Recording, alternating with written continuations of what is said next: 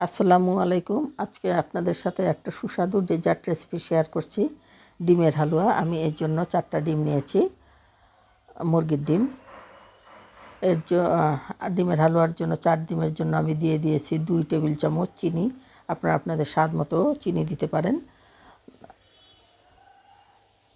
এর মধ্যে দিয়ে দিলাম 1 কাপ পরিমাণ লিকুইড দুধ, আমি আগে থেকে জাল করে রেখেছিলাম।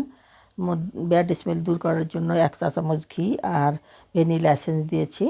দিয়ে এই মিশ্রণটাকে খুব ভালোভাবে মিক্সড করে নিচ্ছি। যত ভালো মিক্সড হবে তত ডিমের হালুয়ার দানাগুলি মিহি হবে এবং ছোট ছোট হবে।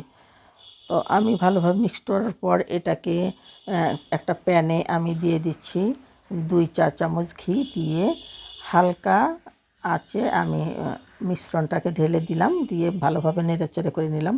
যখন পানিগুলো শুকিয়ে গেল আমি তার মধ্যে দিয়ে দিলাম ছোটো কাপের 1 কাপ সয়াবিন তেল। দিয়ে এই মিশ্রণটাকে খুব ভালোভাবে ভেঙে ভেঙে নাড়তে হবে, যাতে দানাগুলো বড় না হয়। আমি যেভাবে নাড়ছি এইভাবে নেড়ে নিতে হবে। আর এর মধ্যে দিয়ে দিলাম আমি লেবুর রস, যাতে দানাগুলোর একটার গায়ে একটা লেগে না যায়, এই জন্য। আর এরপর ভালোভাবে নাড়াচাড়া করে নিলাম। এই হয়ে গেল আমার সুস্বাদু ডিমের হালুয়া। আপনারা ট্রাই করে দেখতে পারেন, খেতে দুর্দান্ত লাগে। সবাই ভালো থাকবেন। আল্লাহ হাফেজ।